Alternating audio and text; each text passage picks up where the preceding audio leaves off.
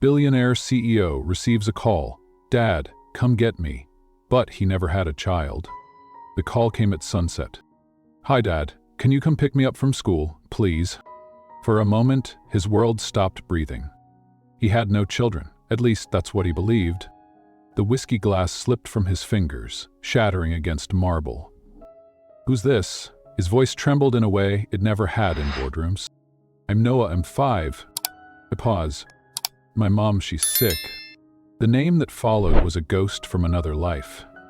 Emily. And in that instant, everything Jack Thompson thought he controlled, his empire, his heart, his past, collapsed into a single truth. He had a son, and he was already 5 years too late. The Manhattan skyline glowed like molten gold as night descended, wrapping the city in its glittering embrace. High above it all, behind towering sheets of glass, Jack Thompson stood silent in his penthouse office. A man the world called untouchable. 30 years old, self-made billionaire, CEO of Thompson Enterprises. He had mastered the game, predicting markets, crushing competition, acquiring companies with surgical precision. He had everything, the power, the respect, the wealth. And yet, as the city hummed beneath him, a strange emptiness gnawed at the edges of his soul, a hollow space he had long stopped trying to fill, until the phone rang. A known number. He almost ignored it, but for reasons he couldn't explain, he picked up. Jack Thompson, his voice cool, detached. Then came the voice that shattered his world. Hi, Dad. Can you come pick me up from school, please? For a moment, time collapsed. His breath lodged somewhere in his throat. His mind scrambled. Oh. The glass of whiskey slipped from his fingers, shattering against the marble floor like a warning bell. Who is this? His voice cracked, his composure fracturing. I'm Noah. I'm 5, the small voice answered, brave but trembling. My teacher, Miss Sarah, is helping me call. My mom, Emily, she's sick. Emily? The name hit him like a blade twisting through memory. 6 years ago, under Paris skies. Candlelit dinners along the Seine, whispered promises beneath stars. And then, her sudden disappearance. He never knew why she left, only that she had vanished. And now a child, his child. Noah? His hands moved on instinct, reaching for keys, jacket, anything to anchor him as his world spun. Where exactly are you, Noah? He managed. Noah recited the address softly, his voice breaking as he tried to sound brave. I'm coming right now, Jack whispered, already moving. The Bentley roared down the avenues, but his thoughts spun faster. Dad. The word echoed in his chest, a foreign language he never thought would belong to him. As his car pulled up to the small elementary school, the towering glass of his world felt absurd. Sitting alone on a red bench was a boy. Small, fragile, clutching a Spider-Man backpack like a life preserver. Next to him stood a young woman who must have been Miss Sarah.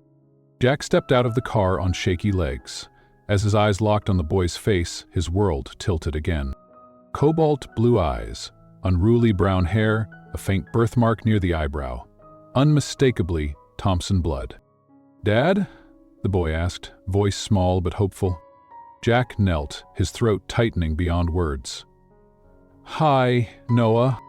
And then Noah did something Jack's empire could never prepare him for. He ran into his arms and hugged him like he belonged there all along. Jack clung to the boy, feeling his tiny body tremble against him. The marble floors, board meetings, cold victories, none of it had ever prepared him for the weight of his own son's arms. Miss Sarah spoke gently, trying not to overwhelm him with the pieces. Emily had collapsed that morning. Before losing consciousness, she'd whispered Jack's name and told a neighbor where to find an old business card she had kept all these years. And Noah had insisted on calling himself. As Jack signed temporary custody papers at the front office, his mind swirled with questions heavier than any corporate negotiation. Why hadn't she told him? Why disappear? How serious was her illness? And what was he supposed to do with a 5-year-old child he had just met? On the drive to the hospital, Noah filled the silence with nervous chatter. About cartoons, about school, about his mom. Glancing in the rearview mirror, Jack saw his own eyes staring back at him from Noah's face. Eyes filled with worry, far too big for such a small boy. At the hospital, the scent of antiseptic wrapped around him like cold fingers. They rode the elevator up in silence, Noah clutching his hand like an anchor in a storm. The words oncology, 5th floor greeted them as the elevator doors slid open. Answer. It felt unreal, as if the entire building might crumble under the weight of that one word. Dr. Chun, young but weary-eyed, greeted him with quiet gravity. She has stage 4 lymphoma, she explained gently. She avoided treatment for a long time. By the time she finally came in, it had already spread extensively. Jack's knees threatened to give. How much time? Without aggressive intervention, weeks, maybe a month. With treatment, perhaps more. Before the weight of it could settle fully, another storm descended, this time in the form of Linda Roberts. Emily's mother? How dare you show your face here after everything you did, she hissed, voice low but venomous. I only found out today, Jack started, but she cut him off. She disappeared because your family humiliated her. Your father offered her money to vanish. Your mother called her unworthy. She protected your son from your world, and now you stand here, pretending you care? Every word hit like a lash. He had searched for Emily after she vanished, but now, standing in the sterile hallway, Jack realized for the first time how deep his parents' betrayal ran. Linda softened only when Noah tugged her hand. Grandma, can I see Mommy now? She led him down the hall, leaving Jack behind to gather the scattered remains of everything he thought he knew. Emily lay pale and fragile, her once radiant features hollowed by sickness. But when her eyes opened, they still carried the spark he remembered. Noah, she whispered with love. And then her gaze found Jack, and the tears came. I'm sorry, she breathed. Jack swallowed, feeling the war inside him. Betrayal, heartbreak, love, regret, all tangled into one unbearable knot. Why didn't you tell me? He asked softly. Not here, Emily whispered, her hand resting on Noah's head as if it was her only remaining strength. Not yet. The machines beeped softly beside her. The world spun around them, and for the first time in years, Jack Thompson, the man who built an empire by controlling every variable, had absolutely no control. But as he watched his son lay beside his mother, one thing crystallized. Whatever it cost, whatever storms lay ahead, he would not lose them again. Not this time. Chapter 1. The Child I Never Knew. The soft hum of tires on the pavement filled the Bentley's cabin as Jack drove through unfamiliar streets. The towering glass buildings gave way to brownstones and modest shops. Every stoplight felt like an eternity. His hands gripped the steering wheel so tightly, his knuckles blanched. But still, they shook. Noah, a name he hadn't known an hour ago, now pounded in his chest with every heartbeat. The school came into view, small and brightly colored, its cheerful playground standing in mocking contrast to the hurricane spinning inside him. He parked without thinking, barely remembering to turn off the engine. There, on a red bench near the front doors, sat a little boy. A Spider-Man backpack rested at his feet. His legs swung back and forth, too short to touch the ground. Next to him stood a young woman with kind, watchful eyes. The teacher, Miss Sarah, he assumed. Jack stepped out of the car, feet unsteady beneath him.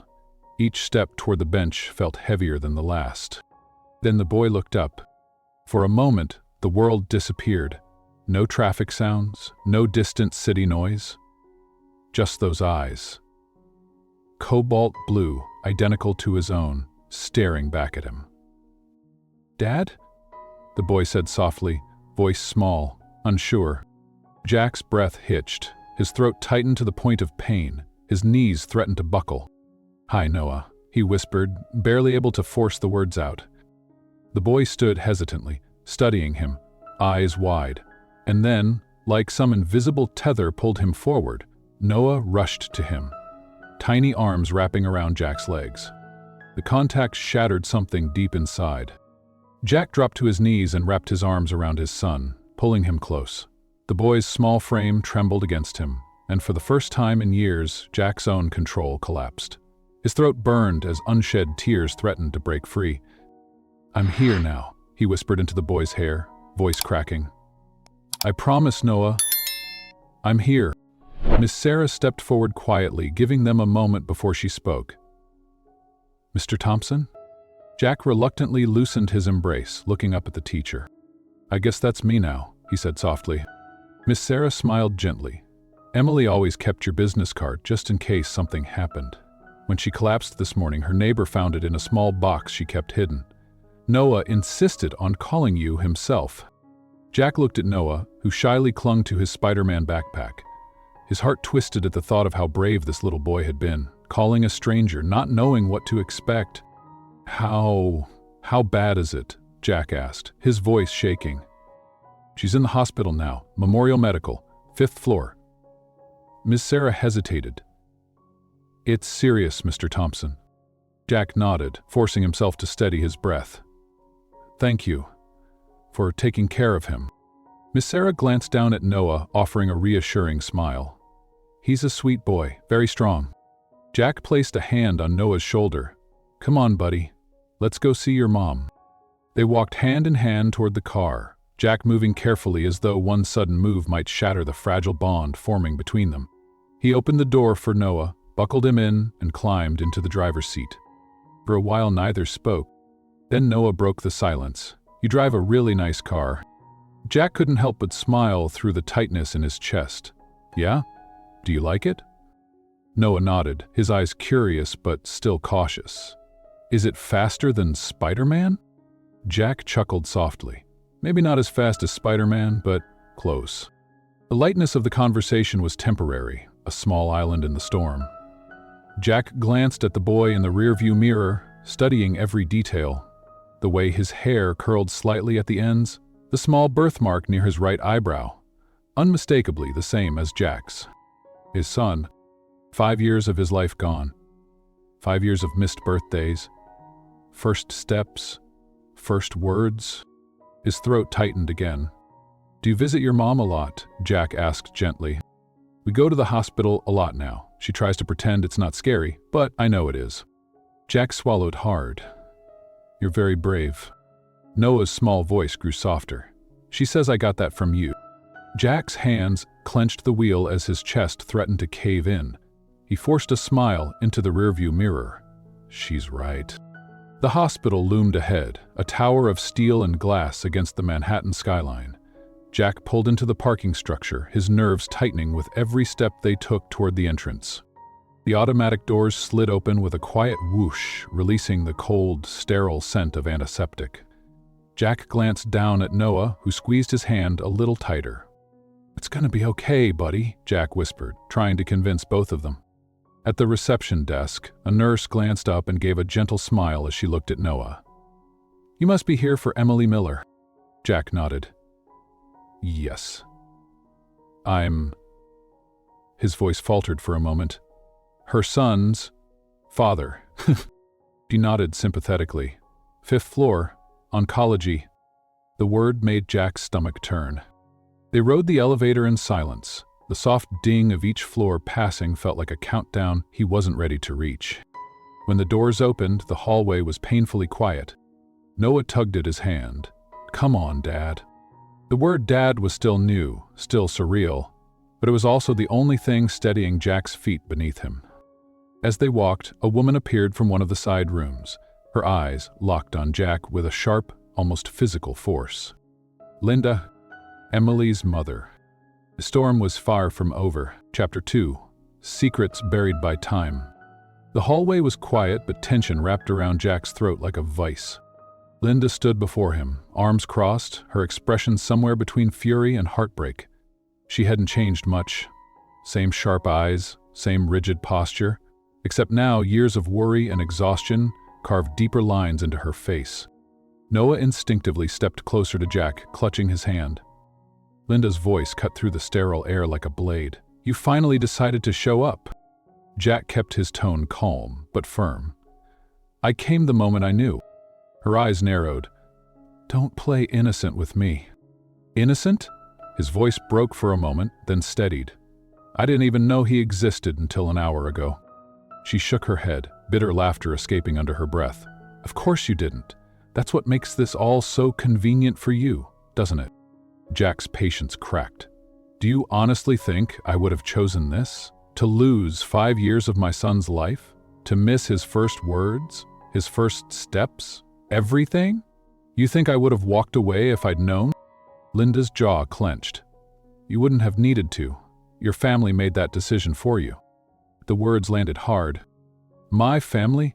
He repeated slowly, anger rising beneath his skin. You know very well how your father treated Emily. Linda's voice trembled. The way your mother looked down at her.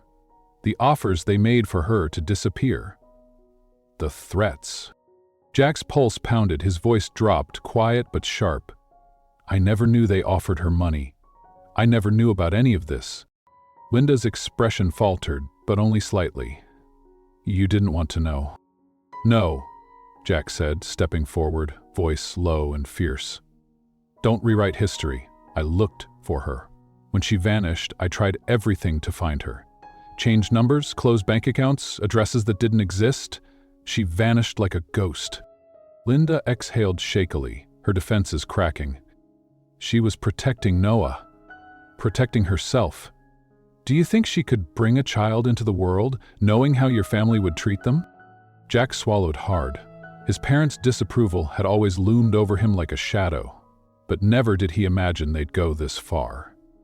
He thought back to that dinner 6 years ago, the way his father toasted to fleeting experiences, how Emily had shrunk in her chair, the way she'd barely spoken that night. That's when she started pulling away. She was scared, Linda continued, and when she found out she was pregnant, she knew she wouldn't survive in your family's world. She left because she didn't want Noah growing up as someone's shameful secret. Jack's vision blurred as his mind spun through every moment of the past 6 years. Building his company, climbing higher, all while missing what mattered most. His son, his family, and his parents had known. They had known. I want to see her, Jack said finally, forcing the words out past the storm in his chest. Linda studied him for a long moment, as if weighing whether he deserved that right. Then she nodded stiffly and led him down the hallway. They passed nurses and monitors, but Jack barely registered any of it. His entire world had shrunk to the room ahead. When they entered, the beeping machines filled the silence. Emily lay pale against the white sheets, her once vibrant blonde hair shaved down to soft fuzz. Her breathing was shallow but steady. Noah let go of Jack's hand and padded softly to his mother's bedside.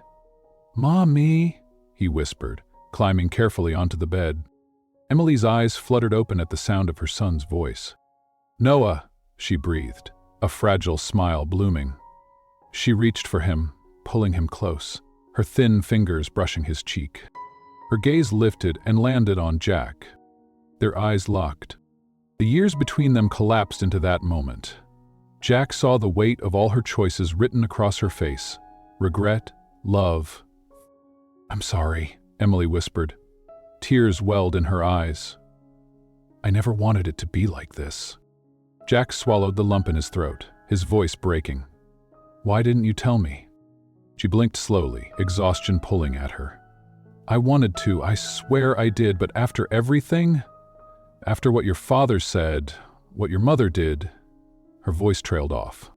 "I didn't know what they did," Jack whispered. "I couldn't drag Noah into that world, Jack." Her eyes shone with pain. "Not when your own family saw me as a mistake." Jack stepped closer, his voice cracking. "He's not a mistake." She smiled faintly and nodded. "I know. He's everything." For a moment no one spoke. Just the hum of machines and the soft breaths of mother and son filled the air. Jack reached for her hand, his voice trembling but steady. "I swear to you, Emily, whatever it takes, I will protect both of you. I'll fight for you. For him. For us." Her grip tightened slightly. A tear slipped down her cheek. "I always knew you'd be a good father, Jack." Linda quietly stepped out, leaving them in fragile peace. Jack sat by her side, Noah curled against her. The pain of lost years burned, but something else took root in his chest, a fierce, unshakable resolve. He had been blind. Now he saw that he would not lose them again. Chapter 3: A Father's Vow. The city lights glittered outside Jack's penthouse, but inside, Everything was different now. Noah sat at the massive dining table, feet swinging, eyes focused on the bowl of macaroni Jack had carefully prepared, his first attempt at cooking in years. The glossy marble, the designer furniture, the cold perfection of his former life, all felt oddly irrelevant with the quiet presence of a 5-year-old child filling the space. Jack watched as Noah ate, his tiny fork barely keeping up with his enthusiasm. "Good?"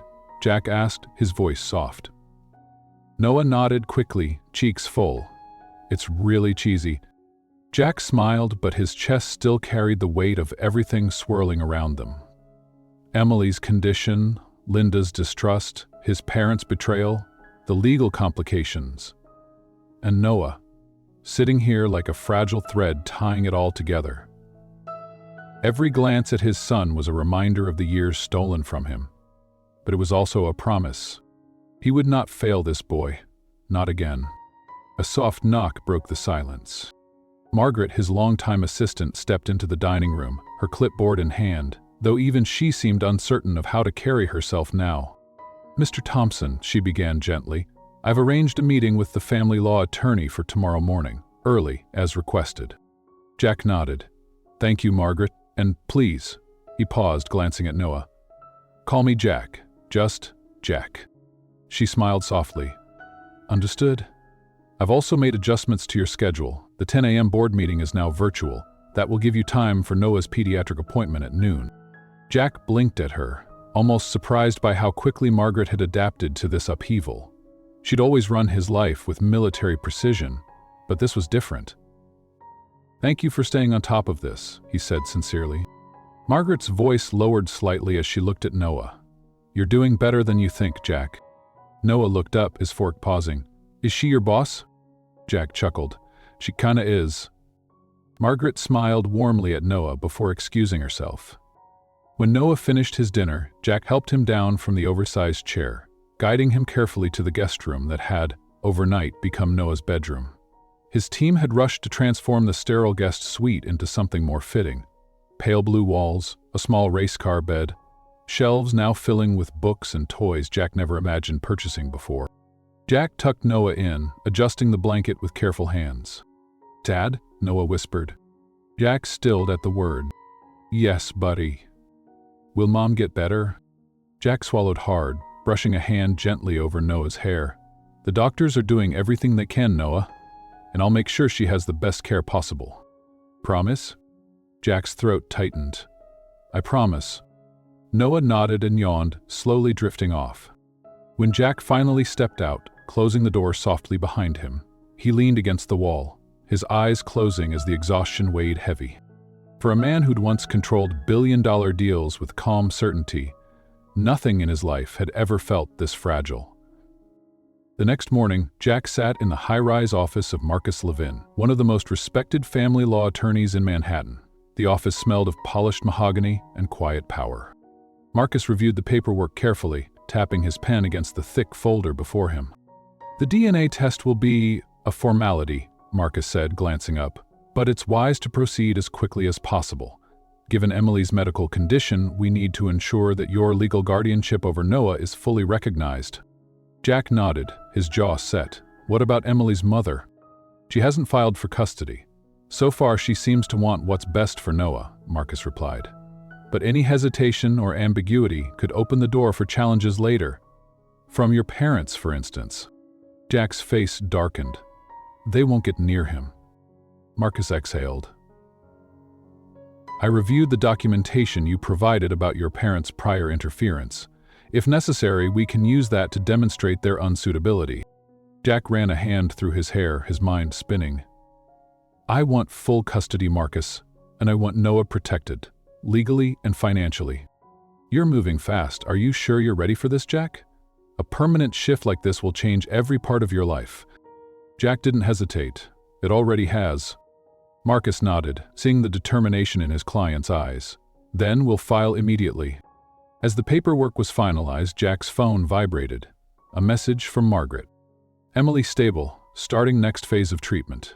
Noah doing well. Pediatric appointment still on for noon." Jack exhaled slowly. Later that afternoon, Jack sat beside Noah in the pediatrician's office. Dr. Williams, a seasoned woman with kind eyes and decades of experience, gently examined Noah while Jack observed every word. "He's adjusting remarkably well considering everything he's been through recently," Dr. Williams said, smiling at Noah. "Are you eating well, young man?" she asked. Noah nodded eagerly. "Dad made macaroni." Dr. Williams glanced at Jack with quiet approval. "Excellent start, Mr. Thompson." Jack smiled, but didn't miss the deeper meaning beneath her words. Noah's resilience was holding, but it could shift at any time. "We'll keep an eye out for any anxiety or regression, especially with his mother's condition still uncertain. Children often process trauma later than adults." Jack nodded, absorbing every detail like a boardroom briefing. Except this time, the stakes were far greater. As they walked back to the car, Noah slipped his hand into Jack's without a word. That simple gesture filled Jack's chest with something unfamiliar, something warm, terrifying, and irreversible. Fatherhood. When they reached the penthouse, Jack paused at the front door, looking down at his son. "This is your home now, Noah." Noah looked up at him, his eyes wide. "Even when Mom gets better?" Jack smiled softly. "Especially then." Inside, the once sterile penthouse now reflected a growing life. Toys scattered across the pristine floor, a dinosaur drawing pinned crookedly to the stainless steel refrigerator, a small pair of rain boots by the door. Later that night, long after Noah had fallen asleep, Jack sat alone in his office, his laptop open but forgotten. The city shimmered outside the glass walls, but for once, it didn't feel like his kingdom. It felt like a distant world he no longer belonged to. His world was in the room down the hall, asleep under superhero sheets, breathing softly. And for the first time in years, Jack Thompson, the man who once thought success meant control, found peace in surrendering to something far more powerful. Chapter 4: The Surgery Gamble. The conference room inside Memorial Hospital was painfully bright. Clean, white walls, glass windows overlooking the city, and a polished table that reflected the strained faces gathered around it. Jack sat at the head of the table, his hands clasped tightly, knuckles white. Beside him sat Linda, her face pale but fierce, gripping a crumpled handkerchief like it was the only thing tethering her to the ground. Across from them sat Dr. Chen, the oncologist, along with two more specialists, Dr. Marcus Stevens, the surgical oncologist, and Dr. David Park, the transplant specialist. The weight of the conversation ahead hung heavily in the silence. Dr. Chen cleared her throat softly. "Mr. Thompson, Ms. Roberts, we've reviewed the latest scans and blood work." Jack swallowed hard, his stomach coiled like wire. "The chemotherapy has slowed the progression," Dr. Chen continued carefully, "but not enough. The lymphoma is advancing faster than we can control." Dr. Stevens placed a series of PET scans on the table, black and gray images that looked like maps from another world. He pointed to several dark clusters. "These are new areas of spread," he said. "The pressure on her organs is increasing." Jack studied the images, as if sheer focus might somehow will the disease away. Linda's voice was tight. "What are you saying? What? What options do we have?" Dr. Park leaned forward now, speaking gently but directly. "There is one option left. It's an experimental approach. Aggressive immunotherapy combined with a bone marrow transplant. It's risky. Very risky." Jack's throat felt dry. How risky? Dr. Park didn't flinch. "The surgery itself carries a 20% chance of fatality during the procedure. Even if she survives the surgery, the odds of long-term remission are about 30%. The numbers landed like hammer blows in Jack's chest. "If we don't operate?" he asked, voice low. Dr. Chen's expression softened, but her words were unforgiving. "A few weeks, a month at most." Silence filled the room. The ticking of the wall clock was deafening. Jack pressed his hands to his mouth, his mind spiraling. Numbers, probabilities, timelines. Normally his strength now turned cruel.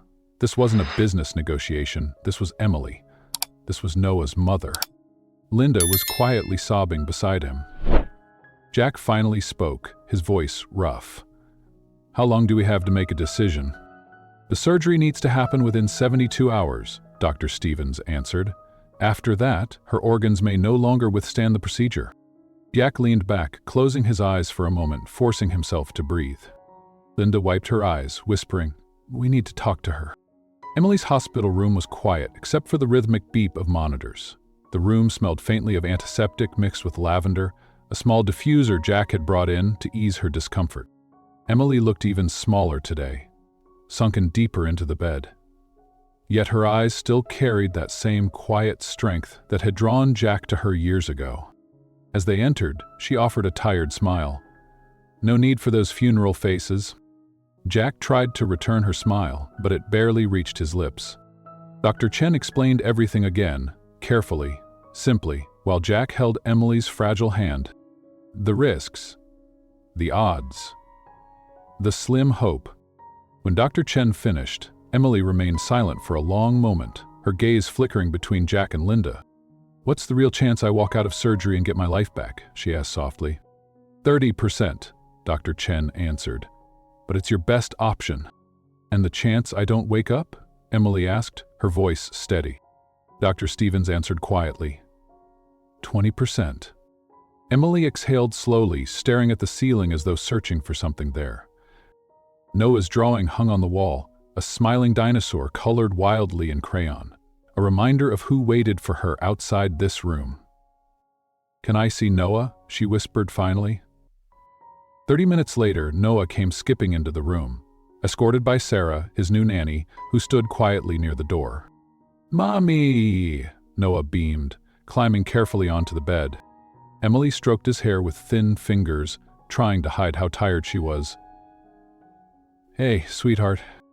Noah pulled out a folded piece of paper from his pocket. "Look, I made this." He unfolded a new drawing, a large T-Rex wearing a doctor's coat and stethoscope. "This is Dr. Rex. He's going to help you get better." Emily laughed softly, her voice shaking. "That's wonderful, honey. I'll keep it right here." She placed the paper gently on her bedside table, as if it were a sacred treasure. Noah grew more serious then, looking into her eyes. "Are you scared, Mommy?" Emily's throat tightened. She glanced briefly at Jack, whose jaw flexed, struggling to hold it together. She stroked Noah's cheek. "A little. But you know what? I have something even stronger than being scared." "What?" Noah whispered. "Love." She smiled through the tears. "I have you." Noah smiled bravely. "You have Daddy too." Jack felt his breath catch. Emily kissed Noah's forehead, then looked over at Jack. She didn't need to say anything. Her eyes said it all. Later, after Noah left with Sarah, Jack and Linda sat quietly beside Emily's bed. "I'll do the surgery," Emily said finally, her voice clear. "Not because of the 30% chance, but because I have to try for Noah." Jack closed his eyes as relief and fear tangled inside him. "You won't face this alone," he said softly. "Not for 1 second." She smiled weakly, squeezing his hand. "I know." Linda dabbed at her eyes again, murmuring, "We'll get you through this, baby." For a moment, the room was filled with something unspoken, a fragile hope balancing on the edge of a blade. That night, as Jack stood in the hospital parking lot beneath the Manhattan skyline, he stared up at the stars, barely visible through the city's haze. For years, Jack Thompson had lived his life by calculations, by mastering risk. But now, none of it mattered, because some gambles weren't about odds. They were about love, and love was worth risking everything for. Chapter 5. Crisis of the Past. The mahogany doors of Richard Thompson's office shut behind Jack with a heavy click that seemed to echo louder than it should have. He had stood in this office countless times, negotiating acquisitions, strategizing global takeovers, building an empire. But never had his father's world felt so foreign, so cold. Richard sat behind the desk, as always, perfectly composed in his tailored suit. Victoria sat beside him, her pearl necklace gleaming under the recessed lighting. Their eyes lifted to meet Jack's as though this meeting were simply another matter of business. "We weren't expecting you this evening," Richard said, voice calm, measured. "You could have scheduled through, Margaret." Jack's jaw tightened. "No, this can't wait." Victoria offered a polite, brittle smile. "How's Emily?" The question landed with a bitterness Jack couldn't ignore. He took 2 slow steps forward and dropped a thick folder onto the desk. Its contents spilled slightly. Documents, old bank transfers, surveillance reports. "Do you recognize these?" Jack asked, voice low. His father's expression didn't change, but a flicker crossed Victoria's face as she glanced nervously at the files. "Where did you get these?" Richard asked. "From your private safe," Jack answered coldly. "I had the locks changed on the house last week. Margaret found them when reviewing the security clearance updates." Victoria inhaled sharply but said nothing. Jack's voice sharpened. "You hired private investigators to follow Emily when she went to Paris. You knew she was pregnant. You monitored her every move." "Jack," Victoria started, her voice breaking slightly. "You intercepted her mail," Jack continued, his voice rising. "Blocked her phone calls. You even offered her money, again, in Paris, to disappear, all without my knowledge. You stole 5 years of my son's life from me." Richard's face remained hard, unmoved. "We protected you." "Protected me?" Jack's voice cracked, his hands curling into fists. "You destroyed my family." Victoria's composure broke as tears welled in her eyes. "We didn't know what else to do, Jack. You were young, just starting to take over the company. A child with that woman. It would have ruined your perfect plans," Jack finished bitterly. "She wasn't one of us, right? Just a waitress. Just a girl from the Bronx." He turned toward his father again. "And when you found out she was sick, when you knew about her diagnosis, did you think I wouldn't eventually find out? You kept that from me too?" Richard exhaled heavily, finally standing. "You wouldn't have handled it properly. You would have run after her, thrown away everything you've built." Jack laughed under his breath, a low bitter, exhausted, "You don't even hear yourself." She made her choices too," Richard continued coldly. "She left. She chose to raise that child without you." "No," Jack said firmly. "She left because she was cornered, because you made sure she had no way back to me." For a moment, only the ticking of the grandfather clock filled the room. Jack's hands trembled, not from fear, but rage, a deep, raw fury he had never allowed himself to feel toward his father, until now. "Do you know what it's like?" Jack whispered, his voice breaking. "To look into your son's eyes for the first time and realize you missed 5 years? Do you?" Richard's face showed the first flicker of discomfort, but still he said nothing. Victoria finally sobbed, covering her mouth with her trembling hand. Jack's voice grew steadier now, calmer, more dangerous. "You were always about the business, about preserving the Thompson name. Well, let me make this clear, Father. Your version of the Thompson legacy dies here." Richard's eyes narrowed. "What exactly are you saying?" "I'm done," Jack said simply. "Done with your control, done with your poison." He pulled a legal document from his pocket and laid it gently on the desk. "This is a power of attorney termination, effective immediately. I'll retain full control of my shares and of the board. You're throwing away your future over some mistake." "No," Jack interrupted sharply. "I'm correcting your mistakes."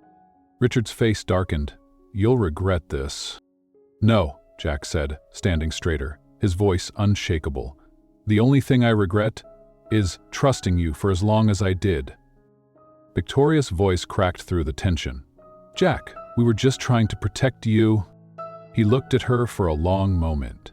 His mother, once loving, now another pawn in his father's endless game of control.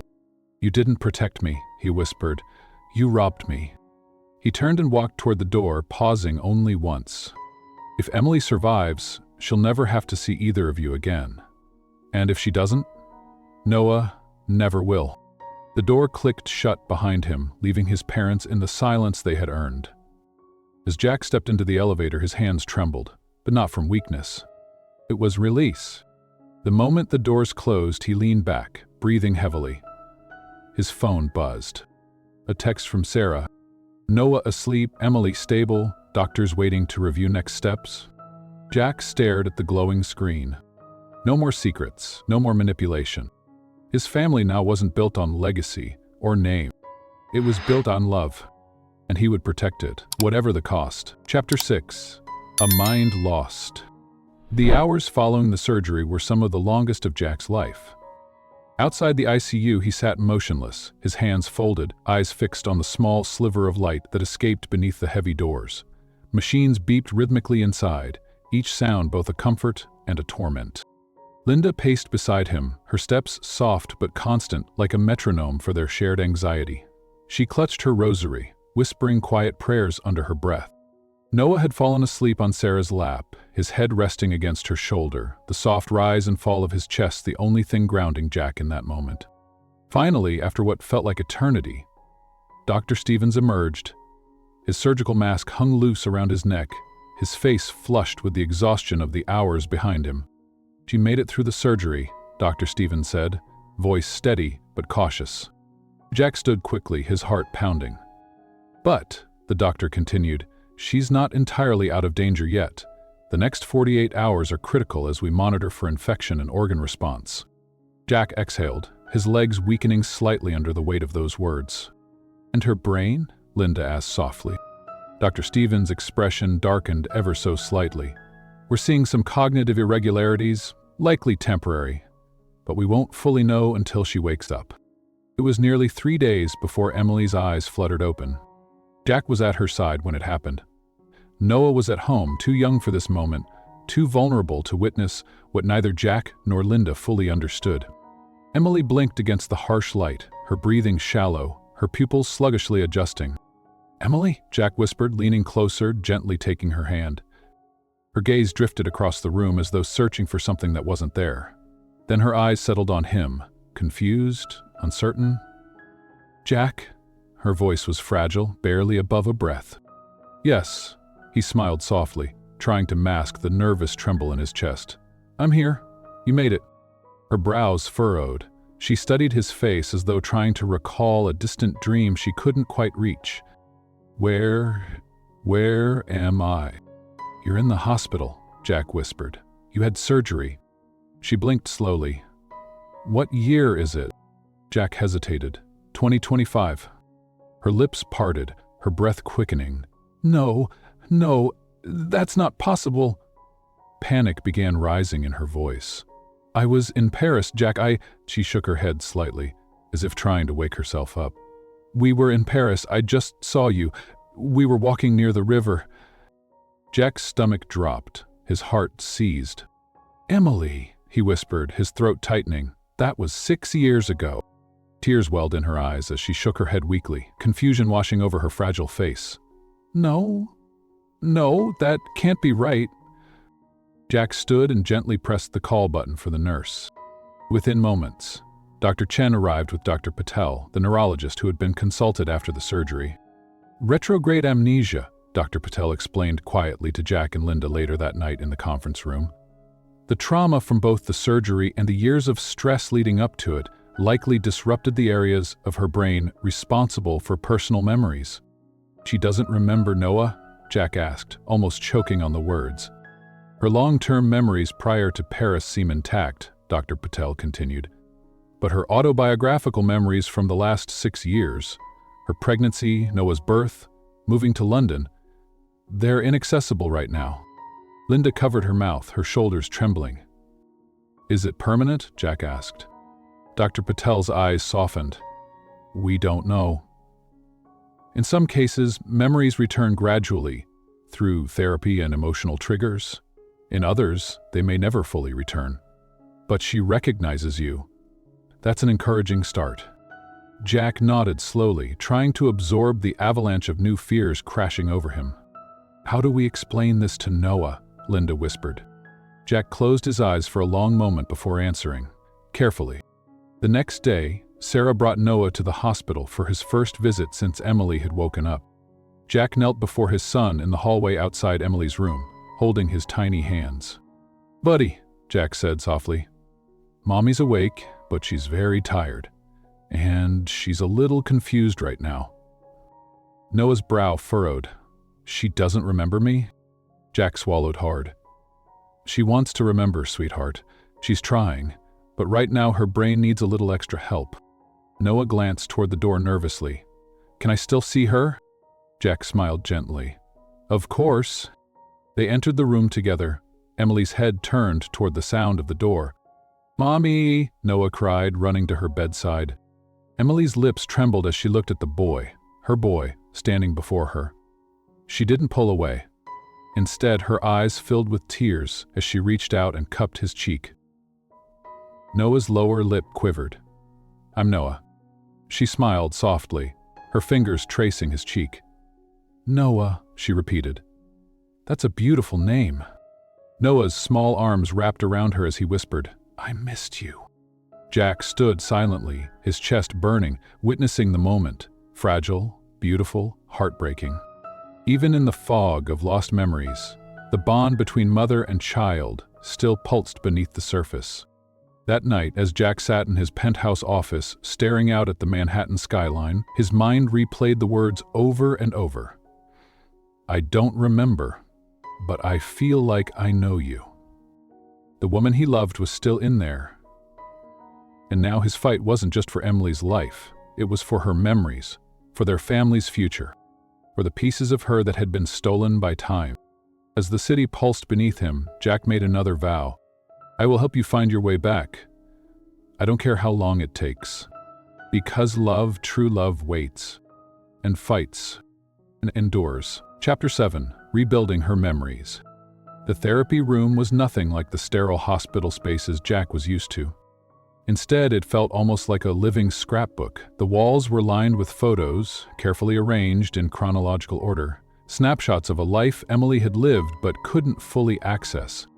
Pictures of Noah's birthdays, blurry videos from Christmas mornings, candid shots of Emily reading to her son or laughing as she held him at the park.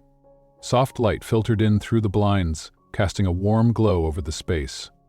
In the corner, a small table held familiar objects: Noah's first pair of baby shoes, a well-worn stuffed dinosaur, even a lavender-scented candle. Dr. Patel stood near the photos, her voice gentle but steady. "Emily, today we're going to focus on reconnecting sensations and emotions. Sometimes, memories come back through feelings, not facts." Emily sat on the couch, hands folded tightly in her lap. Her face was calm, but beneath it, Jack could see the tension, like she was bracing herself for a fight against her own mind. Jack and Noah sat nearby, ready to support but careful not to overwhelm her. "Close your eyes for a moment," Dr. Patel instructed softly. Emily obeyed. "Now," the doctor continued, "I want you to imagine a small apartment. You're sitting on a couch with a toddler on your lap. There's a storm outside, rain tapping against the window. What do you feel?" For a moment, Emily was silent. Then, a flicker. "Warmth," she whispered, his head resting on my chest. His hair smelled like baby shampoo. Jack felt his chest tighten. "And do you hear anything?" Dr. Patel asked. Emily's brow furrowed as her breath hitched. "Music, a song, soft." I sang to him." She opened her eyes suddenly, blinking with surprise. It was Somewhere Over the Rainbow. Noah's face lit up. "You used to sing that when I was scared of thunder."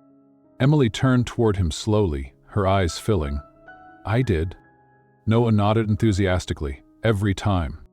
Emily reached out and cupped his face, as if feeling for the connection she couldn't fully remember but deeply sensed. Dr. Patel smiled. "That's very good, Emily. These memory islands you're reaching, these are building blocks." In the days that followed, they built routines carefully designed to nurture those fragments into something stronger. Noah became her greatest guide. "Look, Mom," he'd say, proudly presenting crayon drawings. "Remember this one? We drew dinosaurs after you read me the book." She would stare at the drawings, sometimes blinking as if trying to force the connection. But every once in a while, something would spark. One afternoon, Sarah brought in a box Emily had kept in London. Small treasures from the life she'd built after fleeing Paris. Inside was a tiny blue watering can with clouds painted on it. Noah gasped when he saw it. "That's from our garden." Emily's fingers traced the handle, her breath quickening. "Lavender," she whispered. "We planted lavender. You splashed water everywhere, and I laughed because your shoes got soaked." Noah grinned. "You said puddles are for splashing." The simple memory washed over her, fragile but real. Jack sat quietly across from them, his heart aching at every glimpse of the woman he loved, fighting her way back to him. Therapy sessions grew more intense as Dr. Patel carefully guided Emily through different periods of her missing years. Jack brought in objects from their time in Paris, a photo of Café Milane, an old train ticket, even a small Eiffel Tower keychain she once bought in a street market. During one session, Jack told her softly, "I found you again in Paris, remember? We walked along the Seine. You wore that light blue dress." Emily's eyes closed as she searched. "I remember," she whispered. "We danced in that little square. There was an accordion playing." "Yes," Jack smiled, tears burning behind his eyes. "We promised to start over." "But I never told you," Emily added, her voice breaking, "that I was already pregnant." Jack swallowed hard, his breath caught. Even as she struggled, some memories were finding their way back. Mixed, tangled, incomplete, but real. Outside the hospital, Jack and Linda often spoke in quiet tones, trying to process each small victory. "She's trying so hard," Linda whispered one evening, her hand wrapped around a cup of coffee. "Every time she remembers something, you can see the hope in her face, and the heartbreak too." Jack nodded. "It's like watching her fight through fog. Every memory she finds gives her strength, but also reminds her how much she's lost." Linda studied Jack for a moment. "You've changed too." He smiled softly. "Fatherhood does that." At night, after the sessions, Jack would sit beside Noah's bed, telling him stories, both new and old. One evening, as Jack tucked Noah in, the boy looked up at him with wide, serious eyes. "Dad, is Mommy getting her memories back?" "She's working hard, buddy," Jack answered gently, "and we're helping her. Maybe if I tell her more stories, she'll remember faster," Noah said with conviction. Jack smiled, leaning down to kiss his forehead. "That's a perfect plan." Weeks passed, and little by little, Emily's world rebuilt itself. One tiny, precious memory at a time. Sometimes a song, sometimes a scent, sometimes the simple touch of her son's tiny hand in hers. Each piece was fragile, but they were pieces nonetheless. And Jack held on to one unshakable truth. She was finding her way back. Chapter 8, Bridges Across Time. Spring crept into Manhattan slowly, as if the city itself were afraid to thaw. But inside the hospital therapy wing, something far more precious was starting to bloom. Day after day, memory after memory, Emily was piecing together a bridge back to herself. The most fragile pieces came from Noah. He would arrive each morning with something new, a drawing, a toy, a small object he was sure would spark something in his mother's mind. And sometimes it worked. "Mom, remember this?" Noah asked one afternoon, holding up a slightly crumpled drawing. It was a wild mess of colors, a lopsided dinosaur with tiny stick figure people beside it. Emily studied it, her brow furrowing. "You said it was a beautiful dinosaur," Noah added, his voice hopeful, "even though it had too many legs?" Her fingers trembled as she touched the edges of the drawing. And then, a flicker. "You were wearing your Spider-Man pajamas," she whispered softly, "and we were sitting at the kitchen table. The crayons smelled like wax. I kept coloring with you because it helped me forget how tired I was." Noah's face lit up, his excitement bubbling over. "Yes? And you let me put extra chocolate chips in the cookies after—" Jack stood a few feet away, his heart twisting at the fragile, miraculous moment. Each recovered memory felt like watching a small flame reignite in the darkness. "You're doing amazing, Emily," Dr. Patel said gently from her chair. "Your brain is forming new pathways." "It's strange," Emily whispered. "Sometimes it's like watching someone else's life in a movie. But when Noah talks, when I touch these things—" She paused, holding the drawing closer. "I can almost feel it again." Jack leaned forward, his voice soft. "That's because it is your life, Emily. It always was." The sessions continued, growing more personal as Dr. Patel slowly guided her through the tougher moments. One afternoon, Dr. Patel placed a familiar blue notebook on Emily's lap. Her journal, the one she had started the day she found out she was pregnant. Emily's breath caught as she ran her hands over the worn cover. Her handwriting stared back at her, familiar and yet distant. "Would you like to read a little?" Dr. Patel offered gently. With Jack and Noah sitting nearby, Emily opened the first page. Positive, the word that changed everything. Her hands shook slightly as she read her own words. Her fears, her doubts, the deep, aching love that had guided her through years of loneliness. Tears filled her eyes as her voice cracked. "I wrote this sitting on the bathroom floor." Jack reached for her hand. She squeezed it tightly, grounding herself. "And I wrote that I didn't want him to grow up feeling like a mistake." Her gaze shifted toward Noah. "But I also wrote that he was my joy." Noah crawled onto the chair beside her and rested his head on her shoulder. She wrapped an arm around him instinctively. "You always were, sweetheart," she whispered through tears. "Even when I was scared. Even when I was lost." Later that evening, back in her hospital room, Emily stared at the collage wall Linda and Sarah had carefully built. Photos, ticket stubs, baby shoes, birthday cards. Jack stood behind her as she traced her fingers over one particular picture. Noah's first birthday. The photo captured her holding him, the small apartment kitchen behind them decorated with paper dinosaurs. "I remember making that cake," she said quietly. "The frosting kept sliding off because the kitchen was so warm. I was terrified it would fall apart." Jack smiled, stepping closer. "It didn't." "No," she whispered, smiling faintly. "It didn't." She turned toward him then, her eyes searching his face. "I still can't remember everything," she admitted, voice thick with emotion. "But more pieces are coming back every day." Jack nodded. "You're fighting. That's what matters." Her gaze softened. "And you've changed too." Jack exhaled, his voice unsteady. "I had to." Emily smiled through her tears. "No, you chose to." For a moment, they simply stood there, breathing in the quiet. The silence was no longer empty. It was full of years lost and years still waiting to be lived. That weekend, as part of her therapy, Dr. Patel arranged for Emily to leave the hospital briefly under supervision, to visit Jack's home, to rebuild not just her memories, but her life outside sterile walls. The penthouse was nothing like the place she vaguely recalled from long ago. Toys littered the floors. Colorful drawings covered the refrigerator. The cold marble and steel were softened by blankets, books, and the unmistakable signs of a child world taking root. "This is where you've been living," Emily said softly, her eyes wandering. Jack nodded. "Our home?" Noah ran ahead to his room, eager to show her everything. "Come see, Mom. Look at my dinosaurs and my telescope." She followed him, her smile growing as she watched him bounce around the room. When she sat on his tiny bed, Noah plopped beside her, holding up his favorite stuffed dinosaur. "You gave me this, remember, for my birthday."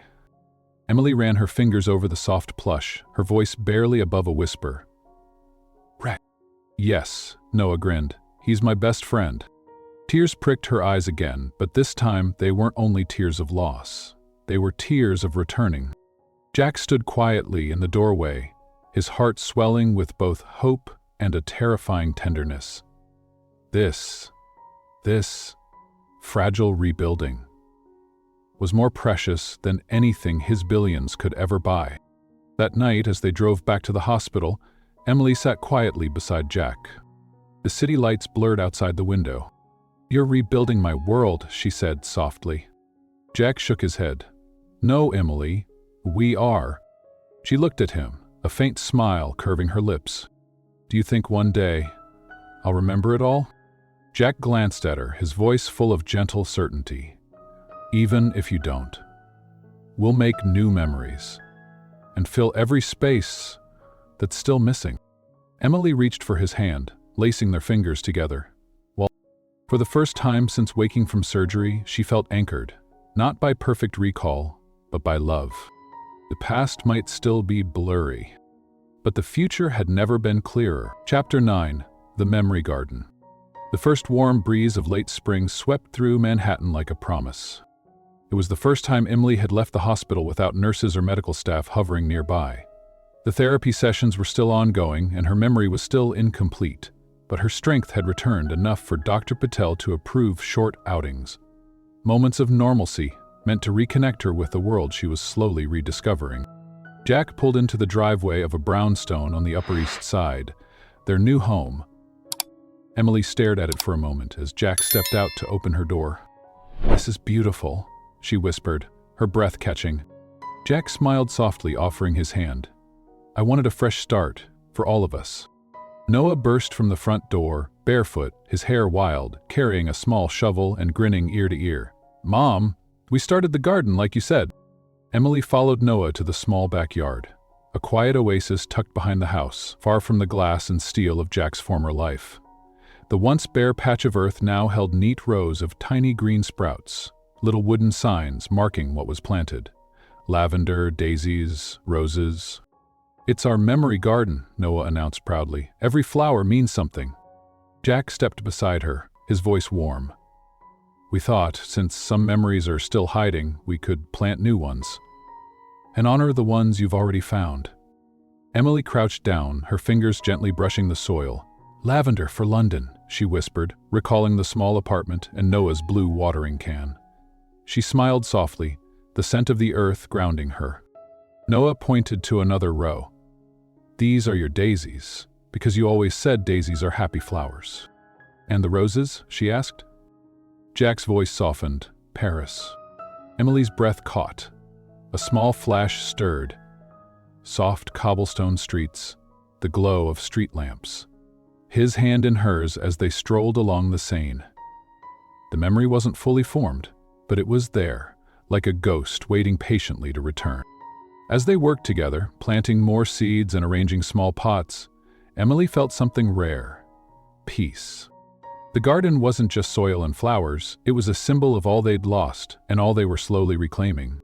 Later that afternoon, they sat together under a wooden pergola Jack had installed in the corner of the yard.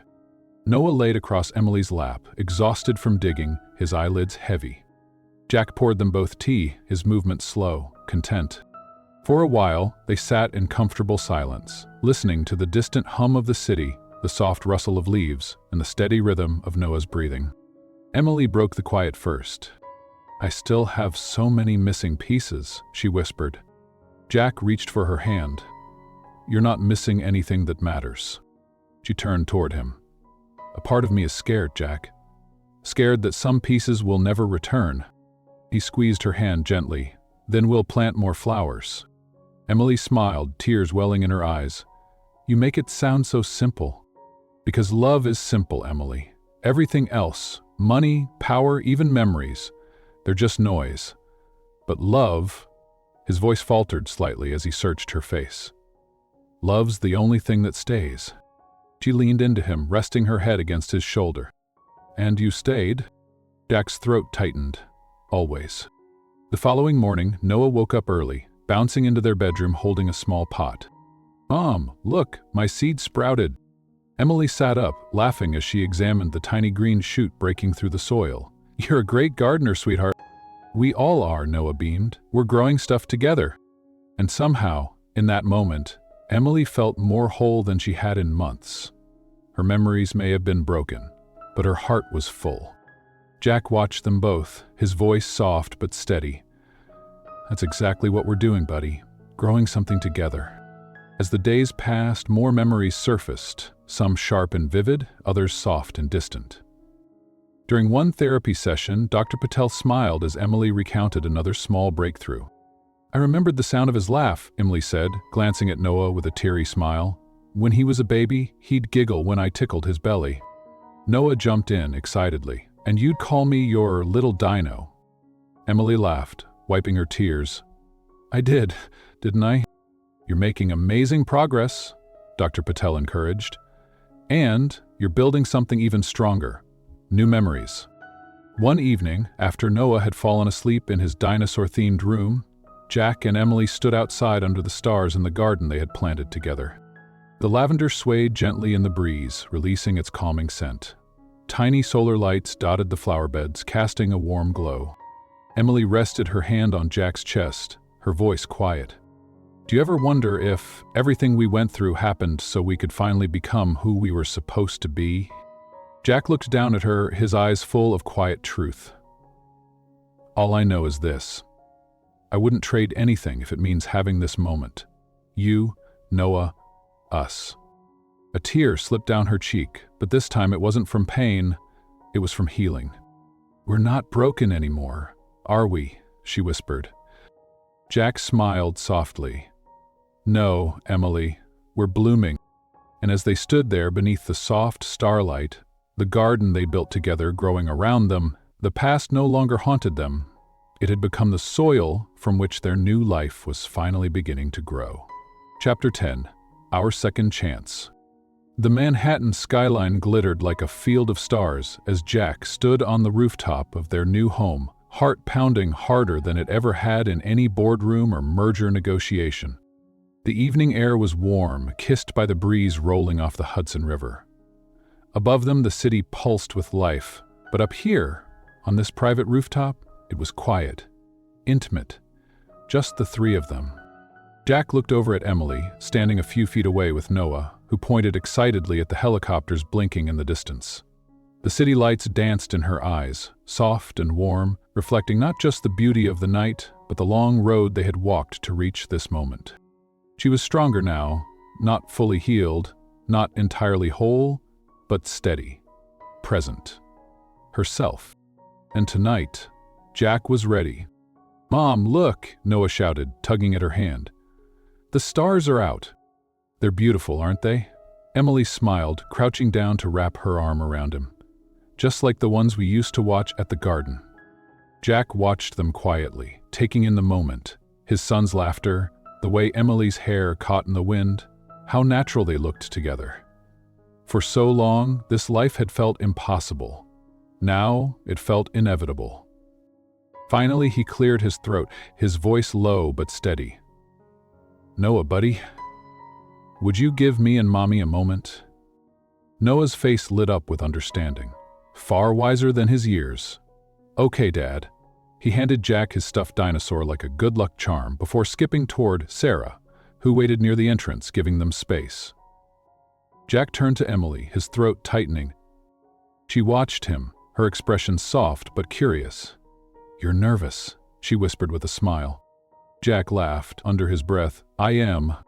"You, the great Jack Thompson? Nervous?" she teased gently. "For once," he admitted. He reached into his jacket pocket and pulled out a small box. Simple, elegant, timeless. Emily's breath caught as he opened it. Inside sat a delicate ring, a single diamond set on a band of platinum, surrounded by tiny emeralds that shimmered in the city lights, matching the pendant she used to wear back in Paris. Jack stepped closer, his voice catching but full of certainty. "Emily, I don't have a perfect speech. I don't have some grand promise to undo all the years we lost. But I do know this. Life gave us 1,000 reasons to fall apart, and yet, here we are." Her eyes brimmed with tears. "You taught me something I never understood before," Jack continued. "You taught me that love isn't about perfection or timing. It's about choosing each other again and again, even when it's messy, even when it hurts. And I want to keep choosing you. Every day. For the rest of my life." The city hummed quietly behind him. Jack's voice dropped to a whisper. "Will you marry me, Emily? Will you give us our second chance?" Tears spilled freely now, but her smile was radiant. "Yes," she whispered, her voice breaking. "Yes, 1,000 times yes." Jack exhaled as the tension inside him dissolved into relief, into joy, into something so overwhelming it nearly knocked him off balance. He slipped the ring gently onto her finger, his hands trembling. Emily stepped into his arms, her tears mixing with laughter as they held each other beneath the Manhattan sky. "We've come so far," she whispered into his chest. Jack kissed the top of her head. "And this is only the beginning."